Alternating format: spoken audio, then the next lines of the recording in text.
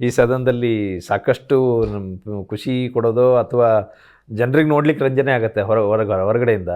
ಒಳಗಡೆಯಲ್ಲಿ ಯತ್ನಾಳ್ ಅವ್ರನ್ನ ಮತ್ತು ಪ್ರದೀಪ್ ಈಶ್ವರ್ ಅವ್ರನ್ನ ಅವರಿಬ್ಬರಲ್ಲಿ ಯಾರನ್ನ ಮ್ಯಾನೇಜ್ ಮಾಡೋದು ಕಷ್ಟ ಆಗುತ್ತೆ, ಅಥವಾ ಇವರಿಬ್ಬರು ಬಿಟ್ಟು ಬೇರೆ ಯಾರಾದರೂ ನಿಮಗೆ ಅವ್ರನ್ನ ಕಂಟ್ರೋಲ್ ಮಾಡೋದು ಅಥವಾ ಅವ್ರನ್ನ ಮ್ಯಾನೇಜ್ ಮಾಡೋದು ಕಷ್ಟ ಅನ್ಸುತ್ತೆ? ಇಲ್ಲ ನೋಡಿ, 224ರಲ್ಲಿ ಕೂಡ ಎಲ್ಲ ಒಬ್ಬೊಬ್ಬರು ಒಂದು ಸ್ಟೈಲ್ ಇದೆ. ಎಲ್ಲರೂ ಒಂದೇ ಕಡೆ ಇರಲಿಕ್ಕೆ ಆಗಿ ನನ್ನ ಸಿಸ್ಟಮೇ ಬೇರೆ ಅಲ್ಲಿದ್ದಾಗ.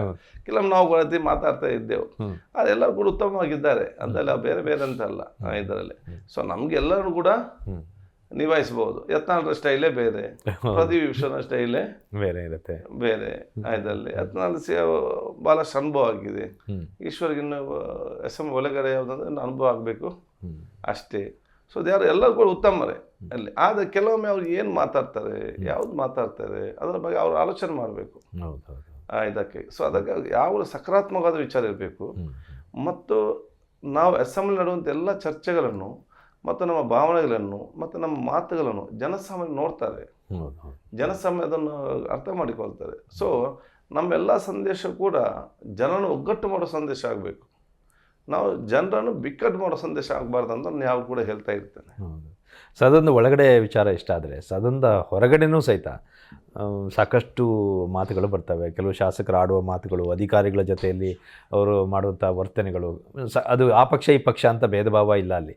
ಸೊ ಇಂಥ ಸಂದರ್ಭದಲ್ಲಿ ಸ್ಪೀಕರ್ ಆಗಿ ನಿಮಗೆ ಇಲ್ಲ ಇನ್ನೊಂದು ಸ್ವಲ್ಪ ಜವಾಬ್ದಾರಿ ಅಥವಾ ಅಧಿಕಾರ ಅದಕ್ಕೆ ಬೇಕಿತ್ತು ಆ ಹುದ್ದೆಗೆ, ಸ್ಪೀಕರ್ ಹುದ್ದೆಗೆ ಅಂತ ಅನ್ಸಲ್ವ ಅವರನ್ನು ನಿಯಂತ್ರಣ ಮಾಡೋದಕ್ಕೆ? ಸದನದ ಹೊರಗಡೆನೂ ಸಹಿತ ಅತಿಯಾಗಿ ಮಾತಾಡೋದು, ಅತಿಯಾದ ಬೇರೆ ಬೇರೆ ರೀತಿಯ ವರ್ತನೆ ಬಗ್ಗೆ ಅದಕ್ಕೆ ಒಂದು ಎಥಿಕ್ಸ್ ಕಮಿಟಿ ಅಂತ ಮಾಡಬೇಕಂತ ಇದೆ ಇದರಲ್ಲಿ.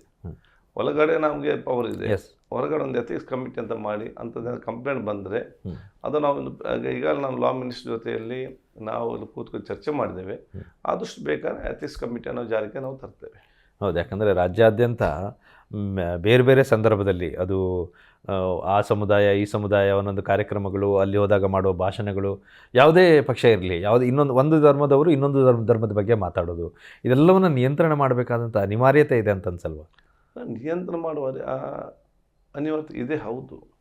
ಆದರೆ ಗೆದ್ದು ಬಂದವರು ಜವಾಬ್ದಾರಿ ಇದ್ದವರಲ್ಲ, ಜವಾಬ್ದಾರಿ ಇಲ್ಲದವರ ಅವ್ರು ಅರ್ಥ ಮಾಡಿಕೊಳ್ಬೇಕು. ಈ ರೀತಿ ಮಾತಾಡಿದವರು ಯಾರು ಕೂಡ ಉತ್ತಮ ನಾಯಕ ಎಂದೂ ಕೂಡ ಆಗಲಿಲ್ಲ.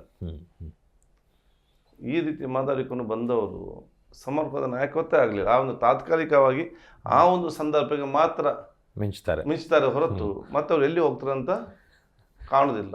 ಬಹಳಷ್ಟು ಕಿರಿಯ ನಾಯಕರಿದ್ದಾರೆ, ಅವರೆಲ್ಲ ಅಧಿಕಾರ ಕಳ್ಕೊಂಡದೇ ಅವ್ರ ಮಾತಿನಿಂದ. ತುಂಬ ಜನ ನಾವು ನೋಡ್ತಾ ಇದ್ದೇವೆ ಅದರಲ್ಲಿ. ಸೊ ನಾನು ಹೇಳುವಂಥದ್ದು, ಶಾಸಕರಾಗಿ ಬಂದವರು ನಿಮ್ಮ ಜವಾಬ್ದಾರಿ ಏನಿದೆ, ನಮ್ಮ ವಿಚಾರಗಳೇನಿದೆ ನಾವು ಅರ್ಥ ಮಾಡಿಕೊಳ್ಬೇಕು. ನಮಗೆ ಎಲ್ಲ ಧರ್ಮದ ಸಂದೇಶವೂ ಕೂಡ ಏನಿದೆ, ಸೋದರತೆ, ಅನಗತ್ಯವಾಗಿ ಮಾತಾಡಬೇಡಿ, ಬೇಕಾದಷ್ಟು ಬೇಕಷ್ಟೇ ಮಾತಾಡಿ,